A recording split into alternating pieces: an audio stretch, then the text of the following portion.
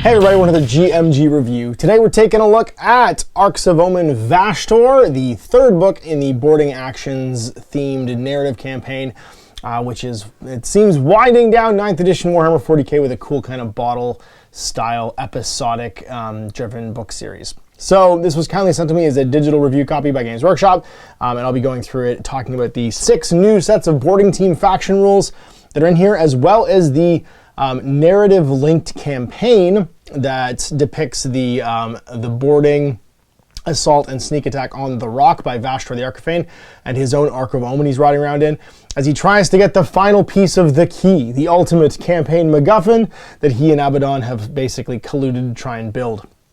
A short story long as far as the narrative goes, because this is the first half of this book.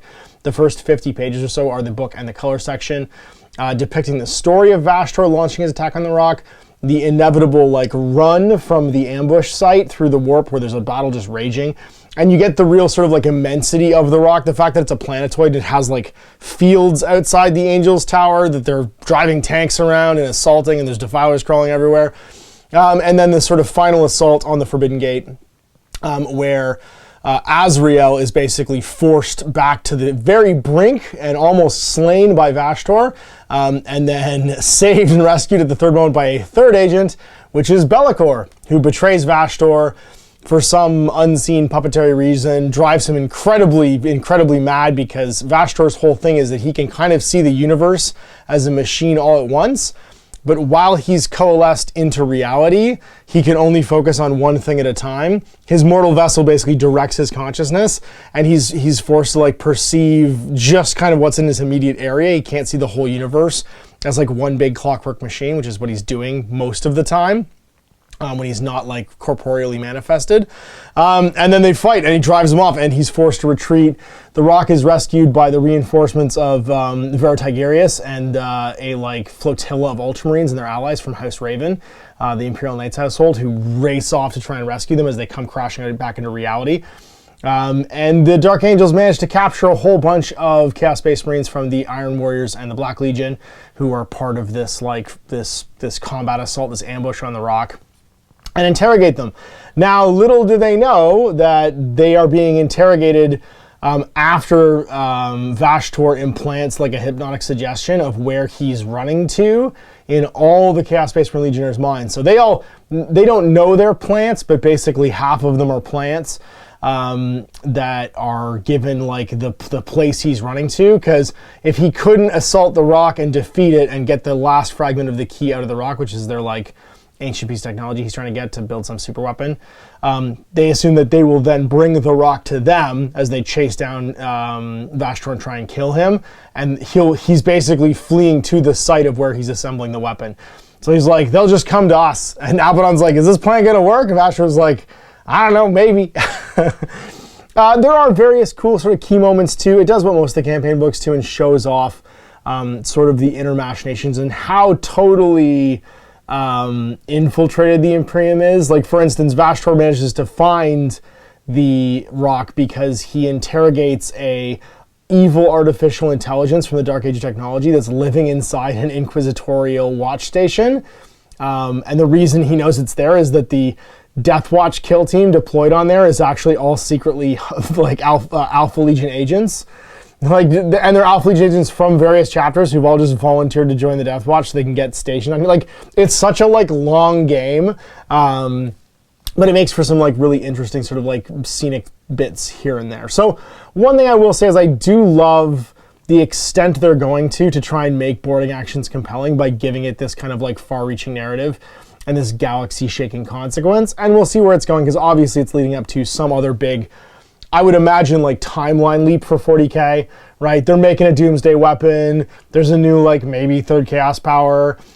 He's being undermined by Be'lakor, who also thinks he's another, fifth Chaos Power. I said third for some reason, it's fifth Chaos Power. And the whole thing is, it's feeling like it's leading up to a critical mass. And this book is definitely pushing the edge of that, pushing the envelope of that. And not giving you more pickup game scenarios. The first book, Arks of Omen, Abaddon felt like it was supposed to be for pickup games where it's like symmetrical missions. The second one had more asymmetrical missions that were narratively driven, like where the attacker and defender weren't in the same positions. The White Dwarf content, like the ones with the umbilicals and the boarding torpedoes, feel more asymmetrical again. And then this is a full-on narrative campaign where you play each one in order to recreate the assault on the rock. And you're even supposed to play it with Imperial and Chaos forces, right? Of whoever's there. So ideally, like Black Legion, Iron Warriors, and Chaos Demons with Vashtorr, and Dark Angels on the other side should be like the ideal ones you play it with, but you could play it with other ones. Then on top of that, we got 6 new factions for their boarding teams. We got Chaos Demons, Necrons, Tyranids, Genestealers, Cults, Death Guard, and Mechanicus. I've gotten to play with the Necron one, actually, which you'll see next week, the week after next. I played a game with Jay against his Fallen Dark Angels, which was actually kind of cool with my Necrons, as Trazine basically sent Mephistopheles to try and collect some 30,000-year-old or 10,000-year-old Space Marines for his collection. And they expand the roster basically of what's available. So I'm going to go through those now. I'm not going to go too far into the... I'll give you an overview of the campaign rules, but the actual missions, obviously, the details of those aren't as important as like where the story goes. So let's kick it off. Chaos Demons. So when you muster them as a boarding patrol, obviously it's 500 points. You're able to take a fast attack slot, but only if it's Flesh Hounds. Flamer units can be included, even though they have the fly keyword, but they'll lose it later on. And Exalted Flamer models cannot have an enhancement, so they don't get a character model. And when forming boarding squads, do not split Boo Horrors units into separate units because they're little and 10-man squads. All right, rules adaptations. So if your faction is Legions Demonica, you get the following rules. Everyone loses fly while they're on the battlefield. A horror model splitting can increase the size of that model's boarding squad above its starting size.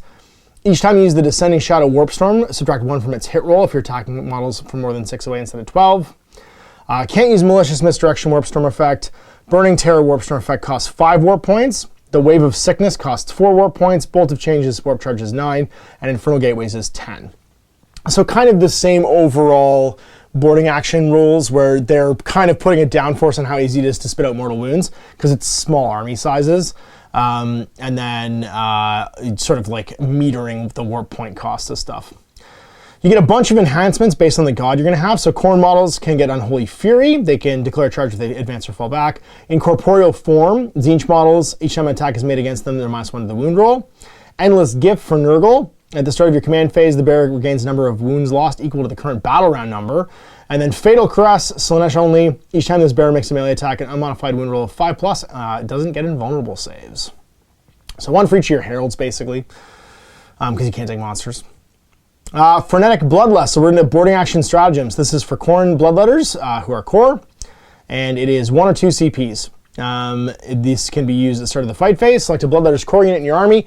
If that unit is not within engagement range of enemy units, make a normal 6-inch move. It must then move closer to the closest visible unit. If that Bloodletter's core unit is within engagement range of any enemy units, make a pile-in move instead. If the unit makes a normal move, it costs 2, otherwise it costs 1. So you can have them pile in, which is very useful in boarding actions because you got to be close to fight. And if they're not in combat yet, you can use them to get a move. So your Tzeentch Horrors one is, and there's one for each of the different demon cores basically. This one is for Horrors using the shooting phase when they're selected to shoot. Until the end of the phase, each time a ranged attack is made by a model in that unit, excluding Brimstone Horrors, an unmodified successful hit of 5+ scores an additional hit. For Plague Bearer's Core, for 1 CP, you get Plague Bearer's Revolting Constitution. A Plague Bearer's Core unit in your army is selected as the target of an attack. You can use this until the end of the phase. Each time a attack is made against that unit, a 1 to 3 always fails. So basically, you're transhuman. You're goo human. Mutable Form, this is for any Legion's Demonic unit at the start of your command phase. Models in that army that have any enhancements. You can replace one of the model's enhancements with another enhancement. So select an enhancement as normal and replace one of this model's existing enhancements with it. The new one is taking effect. So if you were undivided, basically, for 1 CP, you can shift between the 4 different enhancements. I guess. Because I don't know how else you would be able to shift God-locked enhancements. Unless undivided means that you are good for all of them. Because it's just select a Legion's Demonica unit from every that has an enhancement. So I imagine it means undivided. Dark Allure, use a stratagem at the end of your movement phase. Select 1 enemy unit within 9 and visible to 1 or more Slaanesh units in your army, and roll 2d6 if that Slaanesh unit's a character. You can reroll this result. If the result's greater than the unit's leadership until the start of the next movement phase, That unit cannot perform any actions other than operate hatchway. And if it's performing any, they fail, and they cannot fire Overwatch or set to defend. And subtract 2 from the move characteristic of models in that enemy unit, and have advance and charge rolls made for it. Then you got insubstantial entities. For 2 CPs, use a stratagem in the movement phase when a Legion's demonic unit from your army is selected to make a normal move. When making that move, models in that unit can move within engagement range of enemy models and can move through models' walls and closed hatchways, but cannot move more than 6 inches and can't end their move within any of these things. And they have to all be on one side of it. And they can't come within engagement range of enemy models. So basically, you can just you can phase through walls with one of your units once per game for 2 CPs. Beings of the Imperium for 2 CPs. Empyreans, sorry. Use a stratagem in the psychic phase, select 1 Legion Astartes Psyker unit from your army, and until the end of that phase, the unit can attempt to manifest 1 additional psychic power. And then for 2 Icon of Corruption, this is at the end of the charge phase, select 1 enemy unit that's within engagement range of a Legion's demonic unit from your army and roll a d6 for each model of the enemy unit. On a 5+, that unit suffers a mortal wound. So that's a cool end of charge icon thing where you can just blow up basically. And it's every charge phase. At the end of the charge phase, select an enemy unit within engagement range of an icon. So take icons, because for 2 CPs, basically every round, you're going to just get to blow units up. So that's neat. I do like the fact that it's trying to put a highlight on the smaller level demon models, and it does make them feel like they should be evil space ghosts that can phase through walls and stuff. It's got a nice Event Horizon feel to it. And I think doing demons in a spaceship, I mean, obviously it's got Doom vibes, Doom Marine kind of vibes. I feel like that's a very cool thing, and there could be a fun. I would love to do a game where Jay had his Navy breachers and I had demons, and we were basically just doing Doom. I think that'd be fantastic. All right, Necrons. I just played with this one. All dynasty units in your boarding patrol must be from the same dynasty. You have to 2 HQ slots, but only if one of them is a Cryptek, and excluding named characters. You can add Cryptek units even though they have fly.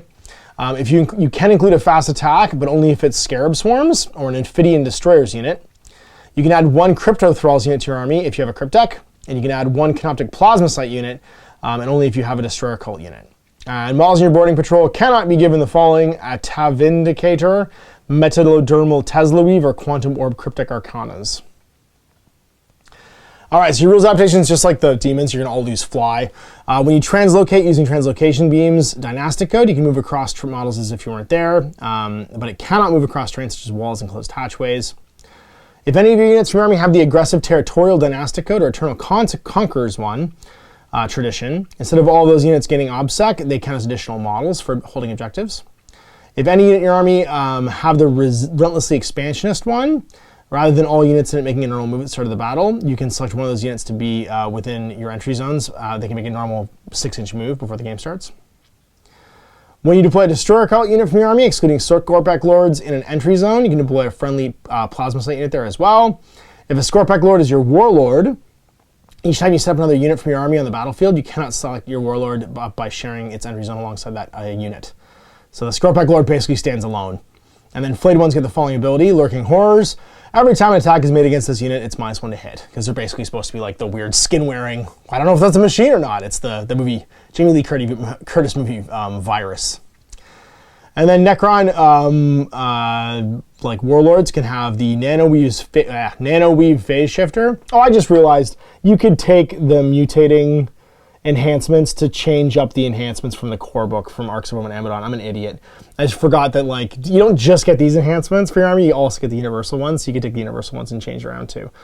That completely passed my brain when I was reading that the first time. Yeah, so you do need to have those keywords for the keyword ones, and then you could shift through all the other ones. So for the Necrons, Nano-Weave Phase Shifter. Once per battle, when the bearer is selected to make a normal move, you can use this enhancement, and if it does so, until that move's finished, it can move within engagement range of enemy models, and it can move through other models, walls, and closed hatchways, but it cannot end its move within any of those, nor within engagement. Enduring Will, -1 damage to any attacks allocated to you, to a minimum of 1. And then Mind Mesh Command Node, it's for a noble only. While the bearers on the battlefield, all friendly Necron units in the battlefield benefit from the selected directive of your army's active protocol. So no range now for your protocol, you just all get it within whatever. All right, Rapid Reanimation is your first stratagem for Necrons. It costs 1 or 2.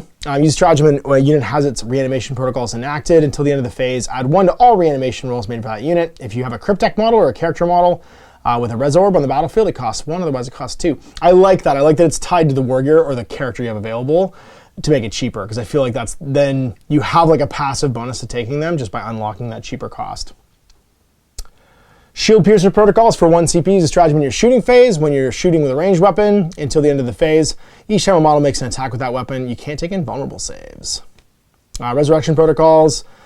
Use stratagem in any phase when a Necron's character model would be destroyed, and you can choose to roll 1d6 at the end of the phase instead of using any rules triggered by it being destroyed. If you do so on a 4+, it's set up on the battlefield again as close as possible where it's destroyed, more than 1 from the enemy, and with a d3 wounds remaining.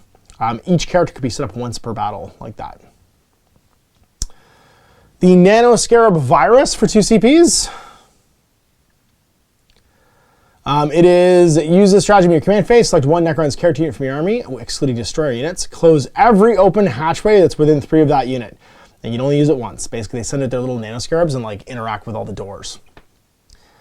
Mind Shackle Scarabs. Use a stratagem at the end of the movement phase. Select 1 enemy unit within 12 of a Necron character model, and then roll 3d6, and if it's greater than their leadership until the start of your next movement phase, that unit is mind shackled. While they are mind shackled, they have their move characteristic. They cannot perform actions other than operate hatchway, cannot fire Overwatch, or set to defend. It only costs 1. And then 1 for Disruption Fields. Use it in the fight phase when a Necron unit from your army is selected to fight, get +1 strength. And then Flensing Capacitors for 1 CP. Use stratagem in the shooting phase when you're selected to shoot until the end of the phase. Each time a model in that unit makes an attack with a Gauss weapon, 5+ automatically roll to hits automatically wound.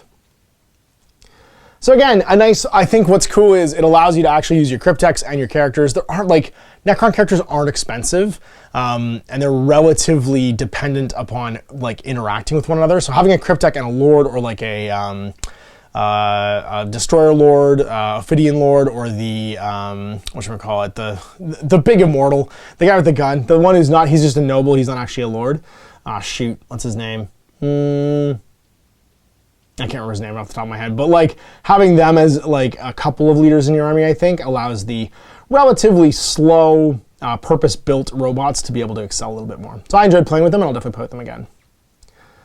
All right, Tyranids. This one's important. Having Tyranids in boarding actions should have been like the key thing. Tyranids and Genestealer cults. Playing some games against Jay's Genestealer cult is something I'm really looking forward to, and I kind of want to paint some Terminators and just straight up play like Space Hulk in 9th edition in this like bottle game, because I feel like it'd be awesome. So Tyranids mustering a boarding patrol. When mustering a boarding patrol, your faction is Hive Tendril, and the following rules apply during when adding units. All Hive Fleet units must be from the same Hive Fleet. Neurothrope, Zoanthrope, and Venomthrope units can be included even though they have fly. You cannot include both a Zoanthrope and a Venomthrope. You can only include 1 Lictor. You can include 1 Fast, but only Ripper Swarms. And when forming boarding squads, do not split Termagants or Hormagaunts into separate squads. Cool, I'm fine with all of that. And then rules adaptations, everyone loses fly like normal. You can determine, you can measure through walls and close hatchways when determining if you're within 6 of another friendly model with the Synapse rule or Synapse Imperative rules. So that's really important, I think, that they did that, because the idea is your thoughts can go through walls, right? So it only makes sense for the Hive Fleets to be able to do that, and the army is so dependent upon like being fearless because of being in Synapse range that I feel like it's a really important distinction. They can measure through walls to do that stuff. And then if any units from your army have the Synaptic Goading biomorph, rather than all Endless Multitude units with the biomorph making a normal move at the start of the turn, you can select 1 to make a normal move up to 6. When manifesting Paroxysm, in addition to selecting the unit to be able to perform set to defend or set to defend actions until the start of your next psychic phase, if that unit's already performed those, it's no longer considered to have set to Overwatch or to set to defend. And then when an enemy model makes a range attack, add a unit with the Tunnel Networks adaptation or Naturalized Camouflage biomorphy. It's treated as having the benefits if it's not within 6 as opposed to 12. So just like kind of generally modifying the core, Tyranid Codex abilities to make them fit the boarding actions terrain and like general like rules. All right, we got 3 enhancements. We got Hunter's Instincts. Each time the bearer declares a charge, it can select units that are not visible. So I love that. It's like a pheromone tracking thing. Charge around corners. It very much fits like the thematics of like the Tyranids just coming out of the dark. Shadow Connection, Psychers only. Each time the bearer manifests a blessing, you can measure through walls and closed hatchways, determine if it's in range. That's really cool because you can still use your Synapse stuff, but it can't use psychic powers. This just means that this guy's powerful enough he can do it. And then Wall Climber, each time an attack is made against the bear, subtract 1 from that attack's hit roll. Because you're coming out of the goddamn walls! I think that's really cool. Those are all great. And they all benefit different types of characters. All right, 6 different stratagems for the Tyranids. We got Adrenal Surge. Use a stratagem in the fight phase. When an adrenal glands unit from your army is selected to fight, they will get +1 attack for 1 CP. Acid Blood, again, highly thematic. 1 CP, use a stratagem in the fight phase. When an enemy unit selected to fight, select a Hive Tendril unit from your army with an engagement range. Until the end of that, until the enemy unit finishes making its attacks, each time a model in that Hive Tendril loses a wound. On a 5+, the enemy unit takes a mortal wound to a maximum of 3. So just bleed your acid blood all over them. Layered Chitin, use a stratagem in the fight phase when a Hive Tendril unit from your army is containing models with a wounds characteristic of more than 1 is selected to fight. Is selected as the target of an attack. Until the end of the phase, each time an attack is made against them, it's -1 strength.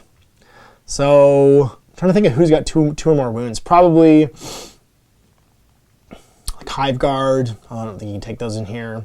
Yeah, definitely tiered warriors. Mostly warriors, probably. Although I guess the character models and stuff too.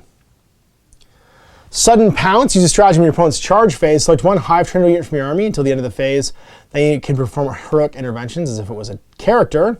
Living Rams, using your movement phase when an endless multitude unit from your army makes a normal move or advance. Until the end of the phase, once while moving the unit, you can open the hatchway that's within 1 shot model. This does not benefit that unit's movement. It can continue to move its full movement and distance until after the hatchway is open. So like, basically imagine like a mass of like 20 to 30 Hormagaunts that just like, they're piling into like a bunch of like, there's a scene where like the aliens in Alien, you can see their heads like slamming into a bulkhead basically and like denting it out. It would be that. It would be like a whole pile of them just like pummeling the door with their body weight until it just crashes open. I think that's very cool visually, and I like the way that it works for like an assault army. And then Ravenous Tide, use a stratagem in the movement phase when a Hive Tendril unit from your army is selected to fall back.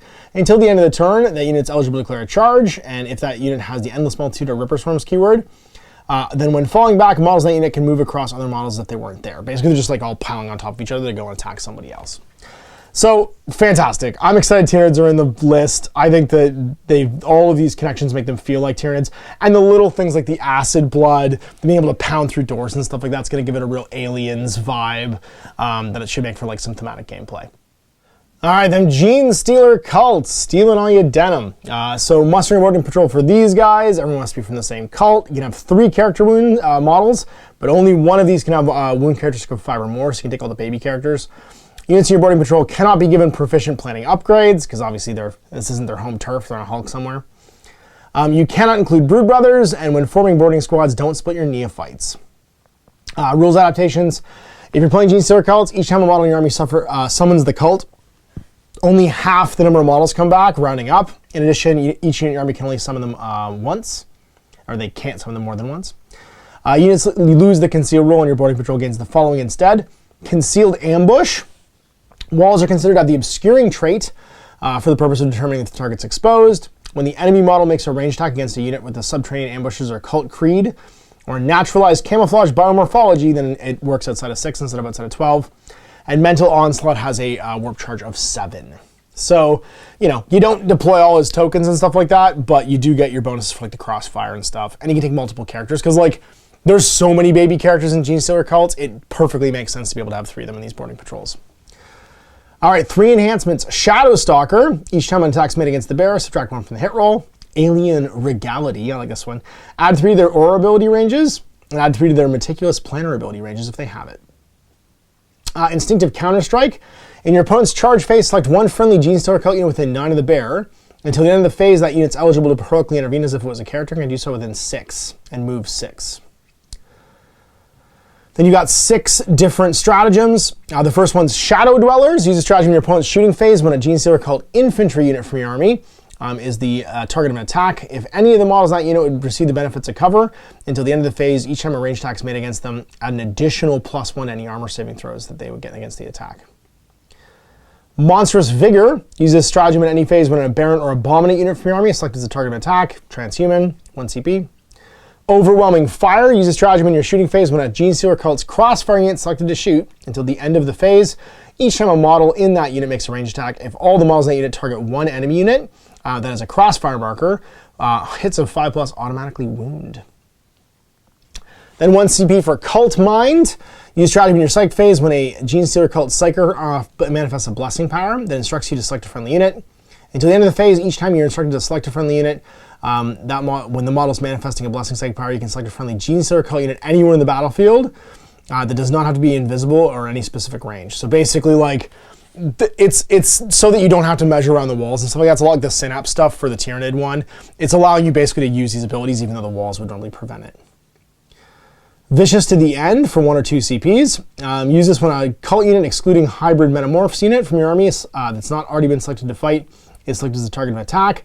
And then if you're destroyed, you can fight after you're destroyed. If you're a character, it costs 2, otherwise it costs 1. So basically you get to lash out when you die. And then Insidious Infiltrators, using the deployment phase. Select 1 Genestealer Cult unit from your army. You can set that up in the vents instead of setting up in the battlefield. And if you do so, then the reinforcement step, one of your movement phases, you can set them up anywhere in the battlefield more than 9 from the enemy, but you can only use this stratagem once. I love that. I'm very excited that the cult and the like Tyranids are in here now because they are so like iconic to boarding actions. I feel like they are a perfect foil to the Space Marines and will make for some very evocative missions. I think even when this run of boarding actions is done, I'll come back to these rules specifically to play with those armies. All right, the Death Guard. For their boarding patrols, all Plague Company units from your army must be from the same Plague Company. You can include up to 2 character models, but only if at least one of them is a Fetid Virian unit. You can include 1 fast attack slot, but only if it has the Chaos Spawn rule. And you cannot include more than 1 unit of Cultists. And the combined total number of Cultists and Poxwalkers can't be more than Plague Marines. Models in your boarding patrol cannot be given the Unstable Sickness or Vicious Death Deadly Pathogens. And when forming boarding squads, don't split Cultists and Poxwalkers. Your Space Zombies are all Space Zombie. And then rules adaptations. Death Guard Chaos Spawn model has a toughness characteristic of 6 and Disgusting Resilient ability automatically. That's pretty cool. And then you get 3 different enhancements. You get Plague Vector. It's your Plague Company's Warlord trait. So basically you get the one that you would have for your Plague Company, which is sweet. Then it's Plentiful Pustulence. Each time a bearer would lose a wound, roll a d6, and on a 5+, it's not lost. And finally, Plague Skull of Glothila. Once per battle at the end of your movement phase, the bearer can use this enhancement. If it does so, select 1 enemy unit within 6 of the bearer and roll 7 d6s, and for every 4+ to take a mortal wound to a max of 3. That's right, only to a max of 3 if the target has a character keyword. Otherwise, you can go as high as you want. 6 stratagems. The first one is Blade-Born Infectors. Dirty knives. Use a stratagem in the fight phase when a Death Guard unit from your army is selected to fight. Until the end of the phase, each time a model in that unit makes an attack with a plague weapon, an unmodified hit roll of 6 scores an additional hit. The Explosion of Putridity. Use a stratagem in any phase. When a Death Guard character model from your army is destroyed, instead of using any other rules that would be triggered when they're destroyed, before removing that unit, roll a d6 for each unit within 3. On a 2 to 5, the unit suffers a mortal wound. On a 5+, they take 2 mortal wounds. Heralds of Despair costs you 1. Use it in this fight phase when a Terminator model from your army destroys a model in an enemy unit. Until the end of the turn, subtract 3 from their leadership characteristic, because he just has a very bad end.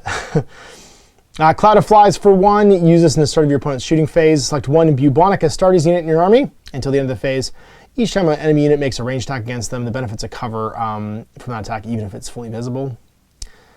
Rain of Blight. Rain of Blight from a Lacerated Sky. 1 CP. Use a stratagem in your shooting phase. I just heard the beginning of a Slayer song start in my head. It should be. No, I did. Did I make that reference when we did Arks of Omen and Angron? Probably. The entire time I did that review, it was just like dun dun dun dun dun dun dun dun dun. And then I'm gonna get demonetized if I keep singing that song. But y'all know what I'm doing. Use a stratagem in the shooting phase. Select 1 Death Guard model from your army. Until the end of the phase, plague weapons with the grenade type, which that model is equipped with, lose the blast ability, but have a type of pistol 6. And each time the model makes an attack with one of those, it's against an engagement range enemy, it automatically hits. That's amazing. You just throw grenade and do 6 like auto hits at strength whatever for your blight grenades. Oof, I love that one. And then contaminated rounds. Using the shooting phase when Death Guard Army's unit is selected to shoot. Until the end of the phase, each time a model in that unit makes an attack with a bolt weapon, you can reroll the wound roll, because now you got dirty bullets to go with your dirty knives. If that unit has the Terminator keyword, it's 2, otherwise it costs 1, because obviously they just shoot more bullets. I'm into it. I wish there was a bit more to do with like the plague zombies and stuff like that. Like, I wish there'd been like a zombie infestation one, something where you could spend CPs like they do in the core codex. They kill something and they rise from the dead. Most of this is to do with the Terminators and stuff and the Chaos Space Marines. I'm fine with that, but I mean, I like zombies. Lean into the zombie thing more. All right, last one, Adeptus Mechanicus. I mean, these guys fly the spaceships. They should be present. All of the forge units in your boarding patrol must be from the same forge world. You cannot include one. You can include one and no more than one unit of Cataphron Breachers. You can include one and no more than one unit of Cataphron Destroyers. You can only add one Servitors unit to your boarding party if it includes a Tech Priest, and you cannot include any Cybernetica Data Smiths. So rules adaptations, if your faction is Adeptus Mechanicus, the doctrine imperatives apply. But they only apply if your warlord is a Skitarii Marshal model, and the Mechanicals apply only if your warlord is a Tech Priest model, or has the Masters of the Forge dogma. When enemy model, so basically you only get the bonus, the round bonus that you get to pick if you've got the appropriate leader for your army.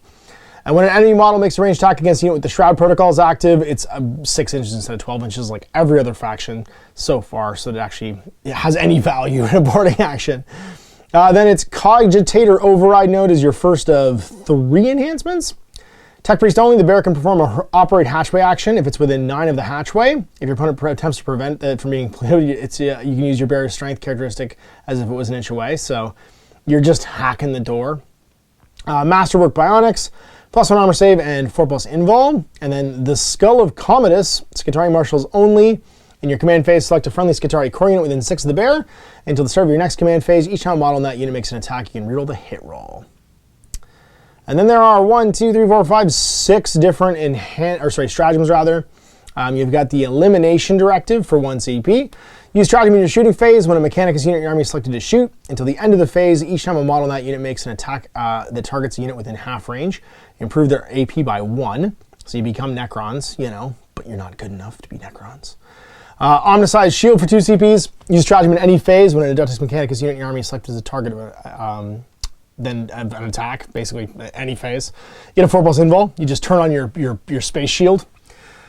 Robotic Protocols for 1. Use a stratagem in your movement phase. When a Skitarii or Cataphron Servitors unit for your army is selected to fall back. Until the end of the turn, you can shoot, but you're -1 to hit. Covenant of the Hunt for 1 CP. Use this for Sicarian units when they advance until the end of the turn.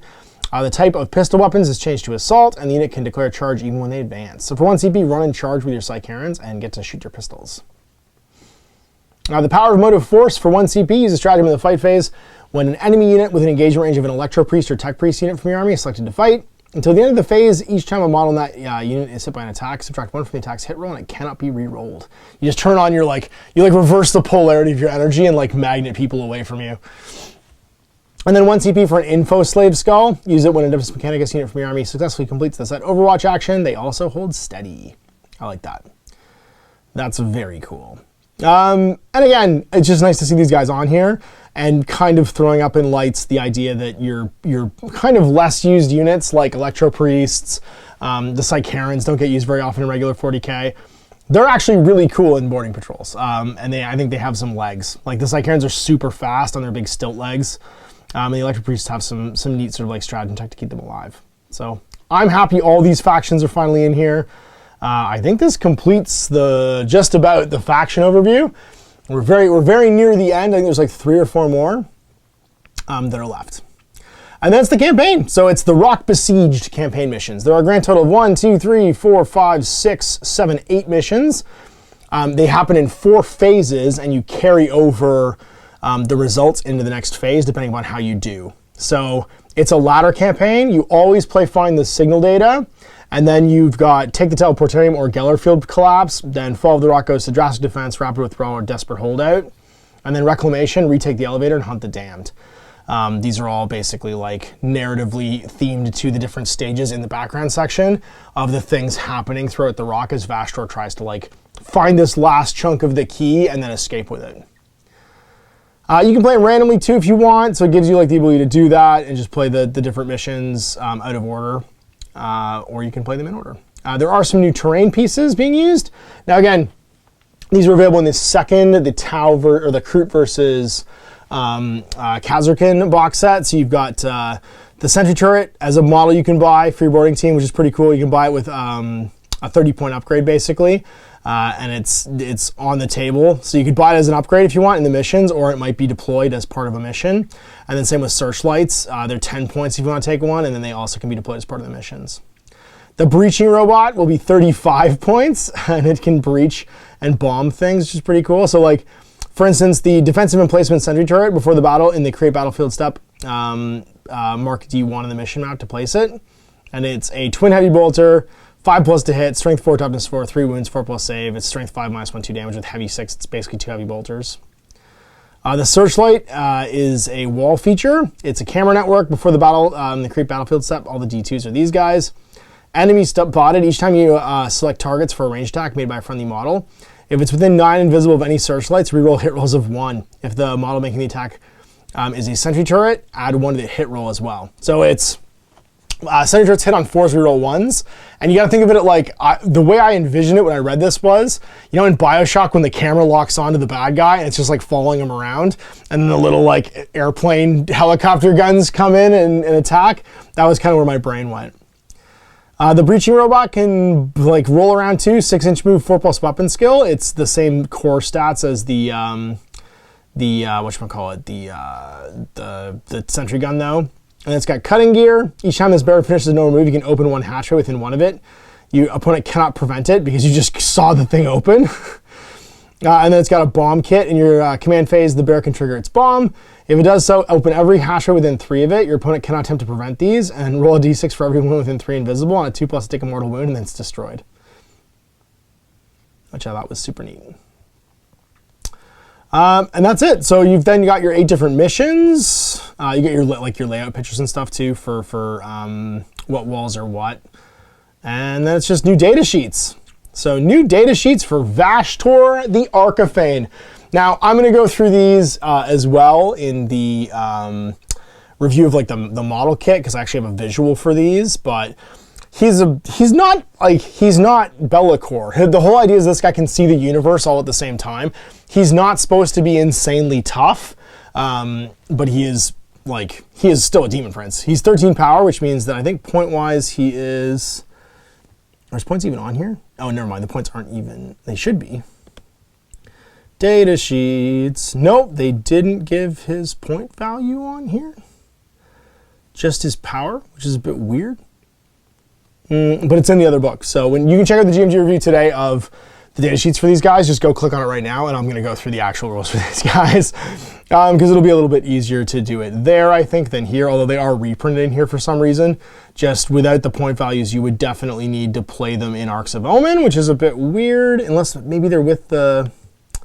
Are they elsewhere? No, those are all mission rules. It's a bit hard to parse in here, but they're not, I don't think they're in here. Unless it's at the very back, which is not, because that's a picture of the back of the book. So, yeah, there we go. So click over to the other GMG I'll put up here in the cards. You can check out the actual rules for Vashtorr and the new Azrael miniature, which I think are the key new rules from that box set, and I'll do my review of that as well. So thanks for watching. We'll see you for more Arks of Omen in the future. I'm excited to, at some point, play through this campaign. I'm still playing through the asymmetrical missions from book 2. We got through all of book 1 for Abaddon. We're still working our way through Angron, but I do at some point want to run this campaign, probably after all these releases are done, because I feel like I should paint up the appropriate forces, find someone to do it with, and we'll just play them all in order and do it justice. You know what I mean? I don't want to rush it out. I do have some Dark Angel miniatures painted, but I feel like I should just do an actual pick miniatures that I want to paint for each of the actual missions that would make sense for what's going on, and do it as a historical game basically playing through. So I like this. I do like the presentation of this game. I do feel like, unlike the campaign books that rounded out 8th edition, these are going to always hold their value because they're like a bottle episode of a TV show. They don't require anything extra but the core rules, because they don't use the FAQs, they don't use any of the additional balanced data slates or anything, that other crap that's all mutable and temporal that's on the GW website. It's just your codexes, these books, and the core rules for 40k. And no matter what happens to 40k in the future, I'm always going to have access to this as a way of playing modern-ish Space Hulk. And it may even be adaptable to, the missions may even be adaptable to what we're playing in the future. So and if they're not, who cares? Because I'm always going to have these codexes and these rules. So yay. I'm excited about this type of campaign content because I feel like compared to like the Psychic Awakening books and the previous like campaign books, which were all locked to like the core big battle game system at the time, this is gonna stand on its own 2 feet going forward, and I'll always be able to come back and play these like boarding action games in this cool setting with these cool miniatures. Yeah, so I'm pumped about it. I do have a whole separate thing, which you can check out tomorrow, which is called Tinfoil Hats, about the boarding action releases and the fact that we're basically seeing the same model kit released over and over again for 8 months, which I talk about with Jay. But you can check that out on my Patreon if you're a patron. It's one of our patron-exclusive podcasts. Yeah, and that's it. So big thanks for watching. We'll see you for more GMG reviews. Thanks for GW sending along the complimentary digital copy, and go check out the review of the actual data profiles for Vashtorr and Azrael as well. Next time I'm Ash. Have a great day.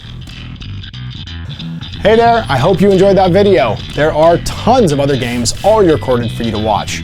Click over to my channel page if you haven't already, and have a look through the dozens of playlists full of videos. I guarantee you'll discover a game you haven't seen played before. I put out new videos 7 days a week, and every day is themed to a different genre as I continue to explore the wider world of gaming. Of course, none of that's possible without you, the viewer, so click a like and subscribe if you'd like to stay on top of what's happening here daily.